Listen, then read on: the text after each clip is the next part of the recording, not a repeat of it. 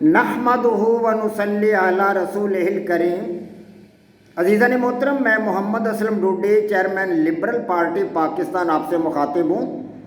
اور آپ دیکھ رہے ہیں liberal party Pakistan YouTube channel. پیش خدمت ہے پروگرام لبرل نظام حکومت۔ آج کا موضوع ہے سابقہ موضوع کی طرح ریاست کے مقاصد اور عنوان ہے جدلیاتی لبرل ریاست کے فرائض۔ عزیزان محترم، آپ کو پتہ ہے کہ میں آپ حضرات کے سامنے گزشتہ کچھ عرصہ سے ریاست کے مقاصد آپ کے سامنے رکھ رہا ہوں اور ریاست کے مقاصد کے حوالہ سے میں نے آپ حضرات کے سامنے مثالیت پسندوں کا نظریہ، فسطائیت پسندوں کا نظریہ، انفرادیت پسندوں کا نظریہ، اجتماعیت پسندوں کا نظریہ، تکثیر پسندوں کا نظریہ،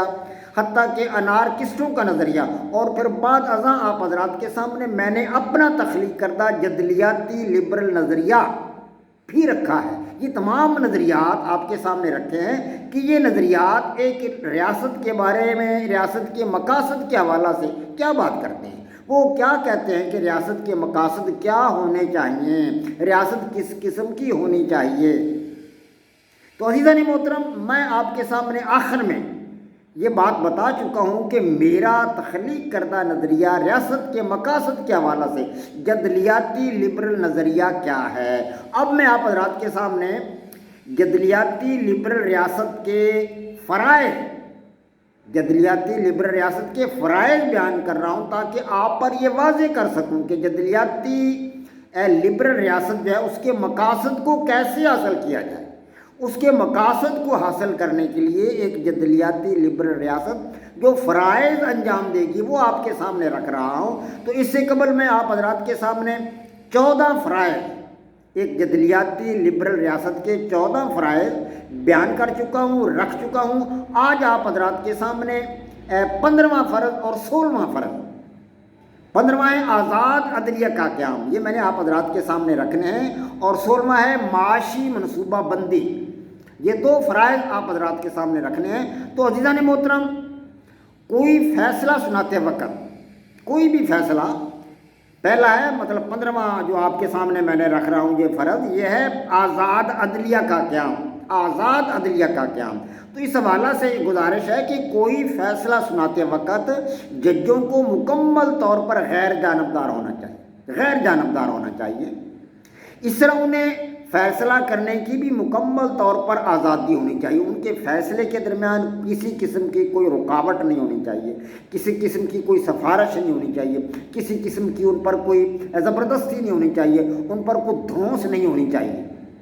جی ہاں، انہیں مکمل طور پر آزادی حاصل ہونی چاہیے تاکہ سماج میں عدل و انصاف کے تقاضوں کو مکمل طور پر پورا کیا جا سکے۔ اگر ججوں پر قدغن لگا دی جائے، ان کو ہراساں کیا جائے اور ان کی اہمیت کو کم کر دیا جائے اور طاقت اور دھونس کے ذریعے فیصلے منوائے جائیں تو علم کی ناقدری ہوگی، علم کی اس سے ناقدری ہوگی اور کمزوروں کی جو ہے وہ حق تلفی، غریبوں کی حق تلفی ہوگی، کمزوروں کی حق تلفی ہوگی، جو پسماندہ طبقہ ہے اس کی حق تلفی ہوگی،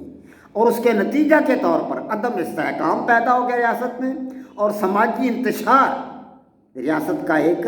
لازمی حصہ بن جائے گا۔ سماجی انتشار ریاست میں پیدا ہوگا، انارکی پیدا ہو جائے گی ریاست میں۔ تو عزیزان محترم، نظریہ جدلیاتی لبرلزم کو ان حقائق کا پورا ادراک ہے، ان حقائق کے بارے میں نظریہ جدلیاتی لبرلزم پوری دسترس رکھتا ہے ان پر، اور اس کو مکمل ادراک ہے، مکمل اس کو علم ہے کہ اس کے حوالہ سے کیا ہونا چاہیے۔ تو عزیزان محترم، اس لیے ایک لبرل ریاست کی ذمہ داری ہے کہ اس کی موجودگی میں عدلیہ مکمل طور پر آزاد ہوگی، مکمل طور پر عدلیہ آزاد ہوگی۔ تو عزیزان محترم، اب ہمارے پاس 16واں فرض ہے ایک جدلیاتی لبرل ریاست کا، معاشی منصوبہ بندی، معاشی منصوبہ بندی۔ تو عزیزان محترم، سماج کے تمام طبقات کو معاشی فوائد سے بہرہ ور کرنے کے لیے ضروری ہے کہ معاشی منصوبہ بندی اس انداز سے کی جائے کہ مزدوروں اور کمزور طبقہ کے مفادات کا تحفظ ہو سکے، کسانوں کے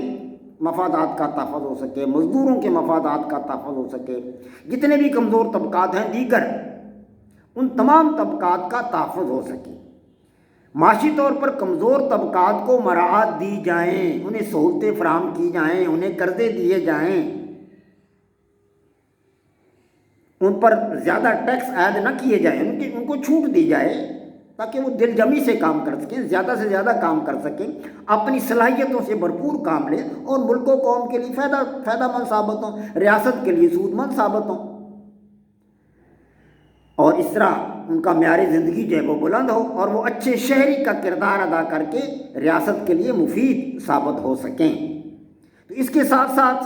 متوسط طبقہ کے معاشی میدان میں فعال ہونے سے، اگر وہ فعال ہوگا تو ریاست کو اس کا فائدہ ہوگا،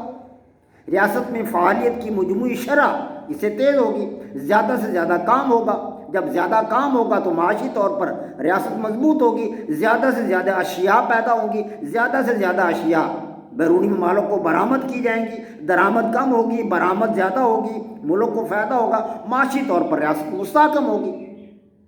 تو عزیزان محترم، اسی حوالہ سے جدلیاتی لبرل ریاست کو مکمل ادراک ہے، پورا پتہ ہے کہ جدلیاتی لبرل ریاست اپنی معیشت کو، یعنی ریاست کی معیشت، جدلیاتی لبرل ریاست جو ہے وہ معیشت کو ایسے خطوط پر استوار کرے گی، ایسے خطوط پر استوار کرے گی کہ زراعت، صنعت و حرفت، تجارت، بینکنگ اور دوسرے معاشی شعبوں میں ضروری اصلاحات متعارف کرائی جائیں، ضروری اصلاحات کی جائیں گی، متعارف کرائی جائیں گی، تاکہ ریاست جو ہے وہ ترقی کے میدان میں تیزی سے آگے بڑھ سکے۔ اور ان اقدامات کے نفاذ کے لیے قابل قدر کاوشیں بروئے کار لائی جائیں گی۔ ایک جدلیاتی لبرل ریاست ان حقائق کا ادراک رکھتی ہے اور ان حقائق کے بارے میں وہ اپنی تمام تر کاوشوں کو بروئے کار لائے گی۔ وما علینا الا البلاغ۔ پاک فوج زندہ باد، پاکستان پائندہ باد۔